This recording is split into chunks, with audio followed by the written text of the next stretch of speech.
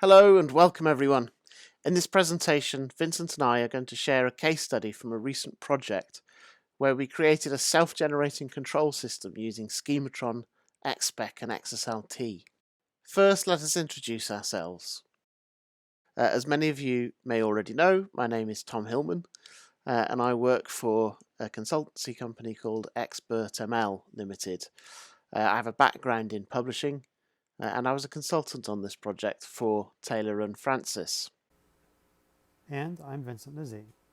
I was the technical lead on this project at Taylor & Francis. Taylor & Francis is a publisher of academic research that produces over 27,000 peer-reviewed journals using an XML publishing process that is based on JATS. We set the stage with a description of the project that provided this case study. In 2019, following the release of JATS version 1.2 by NISO, Taylor & Francis began a project to upgrade its journal production DTD from a customized version of JATS 1.0 to JATS 1.2. One of the objectives of the project was to apply validation rules using a Schematron layer on top of the standard JATS 1.2 DTD. It is helpful to have a visual aid to understand the process, so let's start with a diagram of the self-generating quality control process that we created. The area in blue indicates process steps that are done in Oxygen. The area in gray indicates process steps that are done in the GitLab Continuous Integration Service. First, we add new validation rules to our requirements XML document. Each validation rule has an ID, a message, context, XPath, and examples. The requirements XML document is then transformed into Schematron and XSpec. The XSpec is run to test the Schematron, and we check the XSpec report to see if the rules worked as expected. After the test pass, we create a merge request. Then the continuous integration process transforms the requirements XML into Schematron and XSpec and runs the XSpec test. If the test passed, the requirements XML is transformed into HTML for a documentation website, and the build process generates release packages containing the Schematron and compiled XSLTs. The Schematron and XSLTs are then deployed into multiple systems that perform validation on JATS XML documents. The early stages of the project included an analysis step in which a team of production staff drafted the tagging guidelines documentation and validation rules that we would use for JATS 1.2. The team used a Microsoft Word template that was designed for the goals of creating a documentation website and a Schematron. The template included space for documentation, correct examples, and incorrect counterexamples. The validation rules were arranged in a table that provided space for each rule to have a message, a phase using the 4 phases that we had defined, a level, which could either be error or warning or information, the context element or attribute, and an XPath test. The team was asked to always provide the message, phase, and level. The context and XPath could be provided if known, and were usually included when copying an existing validation rule that we had used previously for JATS 1.0. After the analysis step, we handed the Word documents over to Tom, who did something brilliant. Well, it's always nice when a client calls you brilliant, but the truth is that I arrived at this solution more or less by accident. At the start of my involvement with the project, I inherited 44 Word files containing, as we've seen, a mix of XML examples, XPath statements, pseudocode and prose documentation, captured in a non-semantic format. Although the human-readable content of these documents was very thorough, the authors had varying levels of experience with XML or XPath syntax or with Schematron.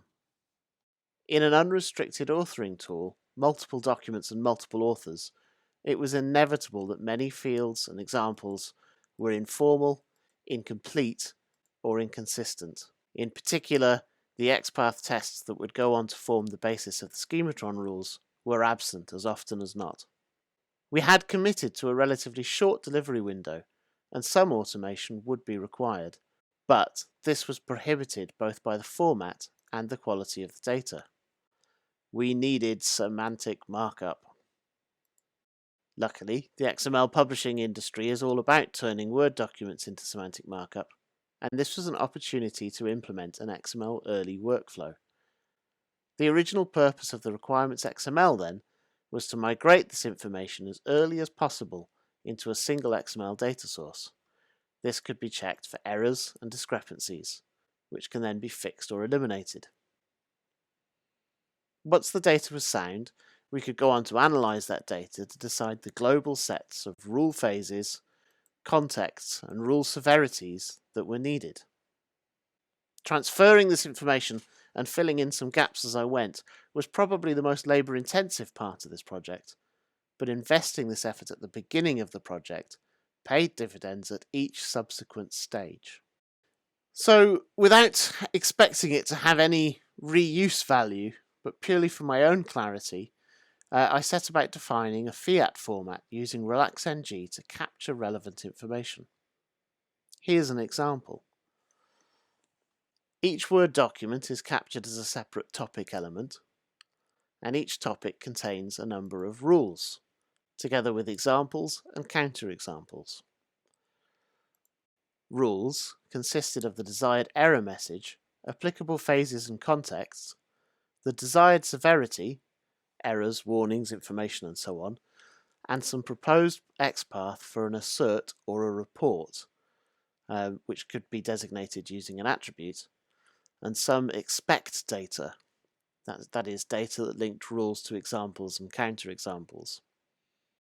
The format that I'm showing here I'm presenting as a sort of fait accompli, but the reality is that this was an organic process that grew over time and could be responsive to the needs of the project. The very start of the process of capturing these requirements involved a great deal of copying and pasting, then periodically running some fix-up XSLT to do simple bulk changes, like adding IDs to examples, splitting lists into separate elements, and so on. Adding a RelaxNG grammar for the requirements format, as well as some Schematron, I know, recursive, right? Not only enforced consistency through validation, but also provided tools to identify missing or inconsistent data. Schematron phases were very useful, allowing different rules to apply at different points in the workflow. This allowed me to concentrate on capturing word requirements separately from adding rule logic, or later from adding XSpec information. Not only that, but I could use Schematron Quick Fix to quickly correct a variety of problems, such as missing ID attributes, phases or severities, standardized formatting such as use of quotation marks in XPath predicates, removal of unwanted namespace prefixes, and so on. JATS examples that we were using for Schematron could easily be extracted and validated as well, ensuring that at least the correct examples remain valid.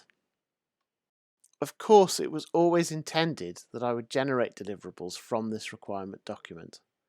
What surprised me, that whilst I'd intended to generate these deliverables and hand them over to Taylor and Francis to maintain, the client found that having this information in this central declarative format to be far easier to work with than maintaining the deliverables separately, particularly as part of an ongoing publish and release workflow. This was very flattering, although I found myself deeply regretting some of my impromptu element name and capitalization choices that we were then stuck with. As we'd embraced the requirements document as a living master, it turned out that there were a number of other uses, particularly the generation of outputs other than Schematron, such as XSpec tests, tickets on a rule-by-rule basis for the project itself, and documentation of the Schematron for inclusion with Taylor and Francis's releases to their suppliers and partners. The data model was expanded as needed to include the data to support these transformations. I'll turn to talking about some of the challenges that we face actually generating the Schematron. The general approach was to turn the rules in the requirements documents into a single set of abstract rules, grouped in a single Schematron pattern. Then, a set of patterns is created for each unique combination of phases in the document. Phases include all of the patterns that will apply to that phase, so the pattern that refers to multiple phases will appear in each of those phases. There was also a special pattern for wildcarded contexts, such as the document root, which were configured to apply to given phases specifically. Any context relevant to each pattern were then used to generate rules which extend the corresponding abstract rules. Brownie points to anyone who has spotted the potential fly in the ointment here. The problem with this approach is so-called rule shadowing. So what do we mean by rule shadowing? Well, a context in Schematron, that is the match statement that describes where the rule should fire, works because those contexts are converted to XSLT template match statements. As we know from XSLT, a given node may be matched by multiple templates, but the more specific match statement will normally win. So, a specific rule context may mean that rules which are applied to similar, more simple contexts are not inherited and do not apply where they should. In this example, general rules that apply to all dates may be shadowed for those event dates. In this example, general rules that apply to all dates may be shadowed for these event dates, which would result in false negatives. Shadowing was an anticipated problem. It didn't catch us by surprise. We had a technique for dealing with it. And this technique ensured that for a given context, any abstract rules which would apply to a simpler context were also extended. This was achieved by parsing the context statements using an XSLT parser for the XPath language, generated by Gunter Rademacher's excellent Rex parser generator, for which Vincent will show the URL in one of the later slides. This returns the XPath statement as an XML tree, which can be processed in XSLT to remove location steps and predicates, and return a set of possible combinations, resulting in a set of simpler match statements that can be checked using an XSLT key. The goal here was not to return a foolproof definitive list of every possible simplified match statement, if that's even possible, but every match statement which is likely to be used, and some responsibility must be retained when choosing the contexts for the rules. Generating XSpec to test for consistency over time was much more straightforward, at least once the XSpec information was added to the requirements document. Examples and counterexamples could be exported. Scenarios for each of those files, each of those created files, were generated using the file as the context of the tests. Then expectation tests can be created in a very simple way from the data, linking rules to examples in the requirements document. Towards the end of the project, Vincent asked if I could generate simple documentation for the Schematron rules. The investment of work early on made this really straightforward. Rules could be looked up by context element or rule ID, and the XPath parser that we used for generating the Schematron could be reused to show not only applicable rules from other contexts, but also could order the context index so that similar elements appeared together. The biggest advantage is that no one in Vincent's team needs to write this sort of documentation again, and the documentation will never go out of date. Vincent has since taken ownership of the requirements document and extended it even further, which he'll tell you about now. The requirements XML and the associated transformations that Tom created has really made the process of writing, testing, and releasing validation rules much easier than it otherwise would be. I'm about to share with you the most interesting validation rules that we added using the requirements XML. Some of the rules that we wanted to validate using Schematron were beyond the normal use cases for Schematron, such as checking the document type declaration and constraining content models with a grammar. We were motivated to implement these rules in Schematron because the Schematron would be shared to ensure that the exact same validation rules are used at our suppliers and in our internal systems. Also, the overall reason for creating these validation rules, and in general for using Schematron with JATS, arose from our experiences of resolving problems with JATS XML files and the desire to save time in the long run by preventing certain problems from happening in the first place. One challenge that we faced is that Schematron normally only sees an XML document after it has been through an XML parsing process that discards the prolog of the XML document and fills in missing details with information provided by a DTD. However, Schematron is based on XPath and XSLT, which are powerful programming languages capable of handling the logic for these validation rules. The starting point is to gain access to the XML that has not yet been parsed. The unparsed XML can be accessed using the XPath function unparsedText, which reads text from a URI, along with the function baseURI, which provides the physical location of the current XML document. Alternatively, the host program can provide the unparsed XML and a string parameter to the Schematron. The string is first tested to see if it begins with an angle bracket, and the Schematron assertion fails if it does not. Next, the string is parsed into a tree model and held in a variable so that assertions can be tested.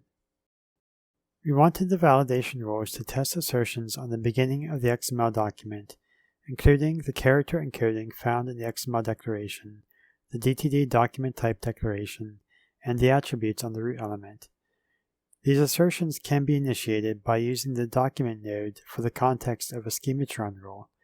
But then, how do we interrogate the document's prolog to test these assertions? One option that we considered was to use regular expressions to parse the XML string. This option would have required a series of regular expressions, and it is not as simple as it might appear at first to create regular expressions that respect the syntax of XML. Fortunately, the RexParser generator can generate a grammar-based parser in XSLT. This approach to use a grammar-based parser had the advantages of adhering to the syntax of XML and producing a tree model of the prolog of an XML document that can easily be interrogated using XPath. We used the EBNF grammar for XML 1.0 and reduced it to only include the beginning parts of the XML document, the XML declaration, DOCTYPE declaration, comments, processing instructions, and the root element start tag and attributes.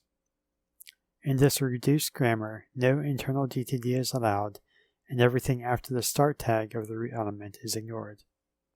Once the prolog of an XML document has been parsed into a tree model and stored in a variable, assertions about the document type declaration can be tested with simple XPath expressions. The test for the document type declaration checks for an expected set of values for the root element name, public identifier, and system URI.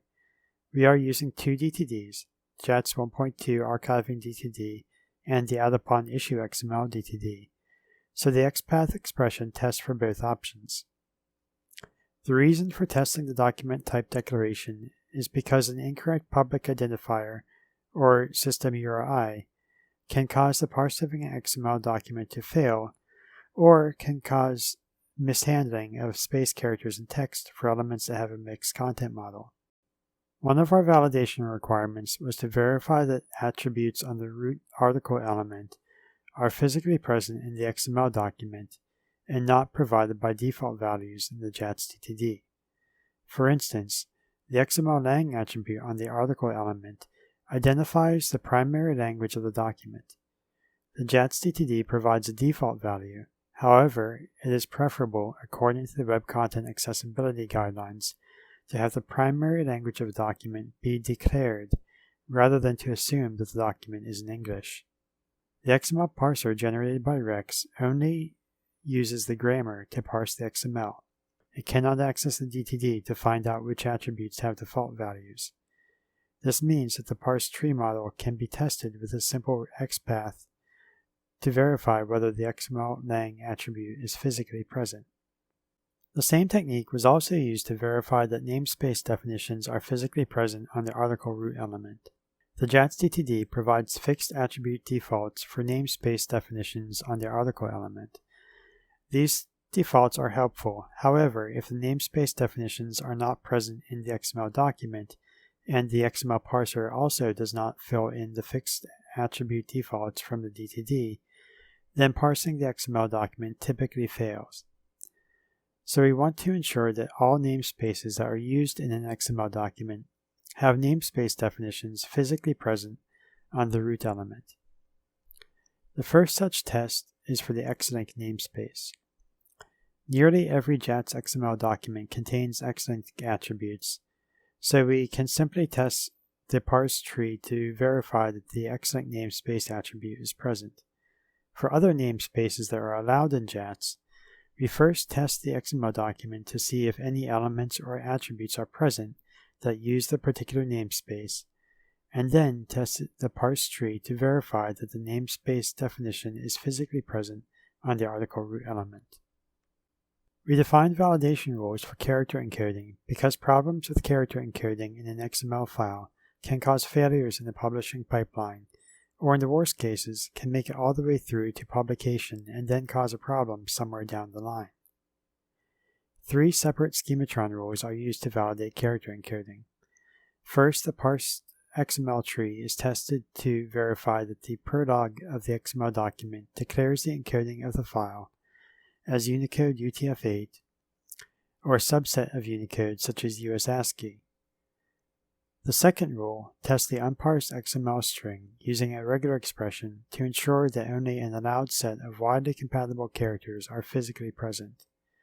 Any Unicode characters that are used in the document and are not in the allowed list must be escaped, preferably using numeric character entities. The third rule tests all elements in the XML document using a regular expression to ensure that none of the characters that are present in the document are on a list of denied characters. The denied list includes Unicode control characters and Unicode private use areas.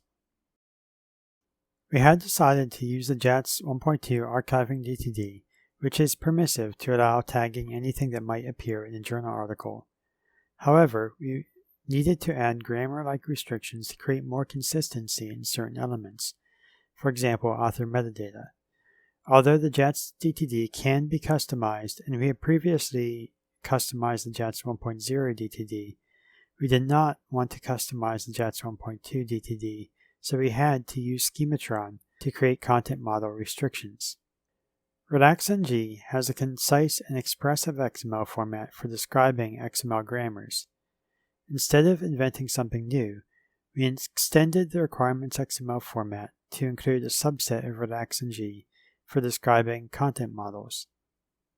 The relaxing subset includes mixed content, choice, optional, group, 1 or more, and 0 or more. Our content model restrictions could now be expressed in the requirements XML using RelaxNG. When the requirements XML is transformed into Schematron, the RelaxNG content models are transformed into regular expressions and transformed into a more human-readable DTD-like syntax for the validation messages. The assertions in the Schematron create a string representation of the content that is found in an element and test whether the string matches the regular expression. After the requirements XML and transformations were created and working in Oxygen, it was fairly easy to configure a continuous integration service using GitLab. The continuous integration automation ensures that the test and build processes are done consistently for every change that is made to the Schematron. Every time a change is made, the continuous integration service transforms the requirements XML to generate the Schematron, generate and run the XSpec tests, generate the documentation website, and build release packages.